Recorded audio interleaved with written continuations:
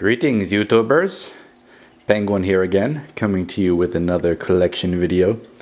I've been getting a lot of people asking they wanted to see all my homebrew games, and so I'm going to do a little video of this today. I've also got a new Color Dreams review coming out soon, so stay tuned for that as well. Let's start off with the best ones, and then we'll take a look at everything else. So, of course, you could probably guess already. This is my game of choice right now, Battle Kid Fortress of Peril. Newest homebrew from Civac Games. One of the best homebrews I've played. Standard release coming soon. Should be within the next 2 weeks or so, but I will let you guys know. That is definitely my centerpiece for my homebrew games. Really awesome. Limited edition number 2533, as you can see there. Beautiful box and manual. Over here we have, this is not a homebrew, this is actually a prototype. This is an American video entertainment game. This is called Puzzle 2. It was released by Seishin over in Taiwan. This is actually the Puzzle 2 board on top. The prototype aspect of it is the chip right here, which this is called the Nina chip. And this was used to convert it from the 60-pin game that was in the Seishin one into a 72-pin to be used in the NTSC console. Pretty cool little board there. Over here we have Sudoku, Gold Edition. Really awesome game. I love Sudoku, so let's play that quite a bit. Up here we have my collector's edition Spy vs. Spy 2. This is number 4 of 250. Of course, that has the special two-tone painted cartridge in white and black. Really awesome. Over here we have an Atari 2600 homebrew game. This is called Shield Shifter. This is limited edition 6 of 50. And this was from the not the Portland Gaming Expo. Another gaming expo they had up north. I can't remember the name of it. This one is from the Portland Retro Gaming Expo. This is Chunk Out 2600 by James Todd. And see, you got it autographed by him as well there too. Thanks a lot, James. It came. This is the collector's edition. Came in the box. Has the original Atari limited 90-day warranty. Has some little artwork card here. Dog tag from the game. Little Chunk Out keychain there. Pretty cool. There's the game cartridge. Number 24 of 100. And then the instruction manual right there. Over here we have the tin releases. There's 3 of these so far. First, this is a prototype release. This is called Hop Nomad. Here's Super Pitfall 2. This was another prototype. This was released in Japan, I believe correctly, on the Famicom, but never released in the US. Same for this one, Eggerland, which this is basically Adventures of Lolo, but it has some new dungeons and a few other things in there as well. A little more challenging than the first one as well. Over here we have 8-bit Xmas cartridges. There's 8-bit Xmas 2008 and 8-bit Xmas 2009, both with the little greeting cards there. Beautiful. Up here we have the unreleased 10-gen game, Airball. Over here we have Chunk Out 2 for the NES, and then Chunk Out 2 for the NES, the Japanese Famicom Tribute Edition.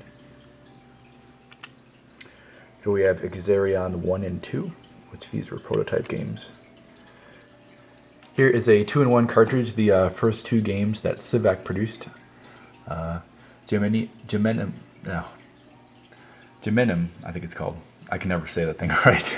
And then Simon, which is kind of like, if you've ever played that game Simon, the little handheld one. It's exactly like that, but on the NES.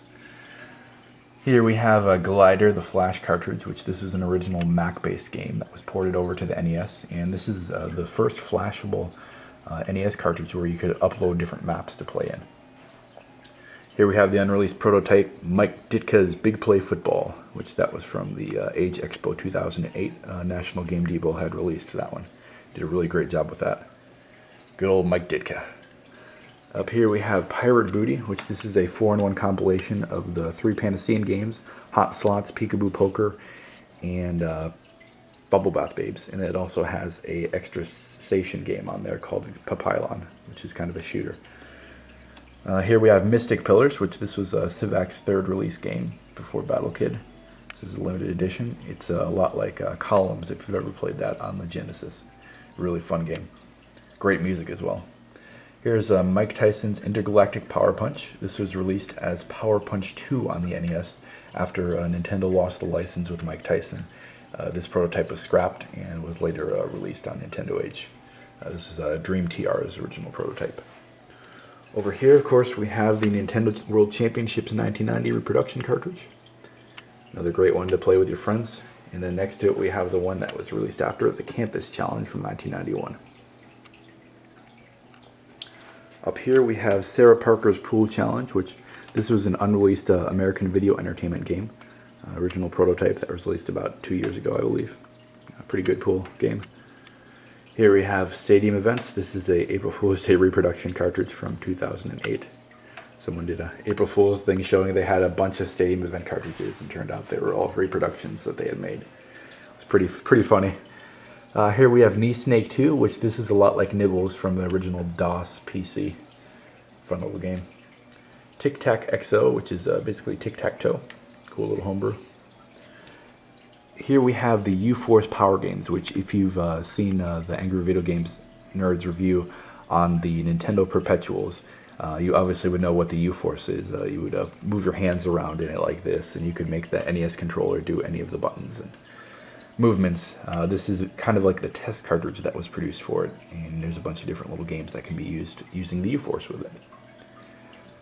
Here, my latest purchase. This is the Nintendo NES Power Pack, which this uses compact flash. Up in the top here you can see this little CF card goes in the top, and this is loaded with every single NES game ever made. So now when I want to play an NES game, I don't have to take all my games out of the boxes, and I don't risk damaging the boxes. So this is really convenient to have. It's not cheap, but it's a really good investment, and I highly recommend it. Available at RetroZone, retrousb.com, which is where Battlecade will also be released. Up here we have, these aren't necessarily homebrews, but the boxes were homebrewed by Vince, Uncle Tusk from Nintendo Age. As many of you know, Super Mario Bros. And Duck Hunt was released with the action set and did not come with a box, as well as Super Mario Bros., Duck Hunt, and the World Class Track Meet 3-in-1, which was later released with the Power set. And he produced these boxes, really great artwork on them. And here's that one. Back on there, you got the 3 games. Really great job on there. Next we have Frogger Ultimate Champion, one original game by K-Han, which if you're a fan of Frogger, this is a must-have. I highly recommend it. It's a lot of fun. It also has a 2-player Battle Frogs action, where you can play against another friend crossing the street trying to get the higher score. That's available at retrousb.com as well. And last but not least, we have my newest prototype release. This is Kitty's Catch, which was just released on Nintendo Age about a week or 2 ago. Got number 13 to 100. This was an unreleased prototype game. It's a 2-player game where you play these cats and you catch fish. Pretty cool. I also have another homebrew that'll be coming in the mail pretty soon called Zybots. It was an unreleased 10-gen game. And, well, that's it. That's all my homebrew games. I think that's everything. I don't think I missed anything. But I hope you guys enjoyed this video, and stay tuned for my next Colors Dreams review coming soon. Penguin signing off.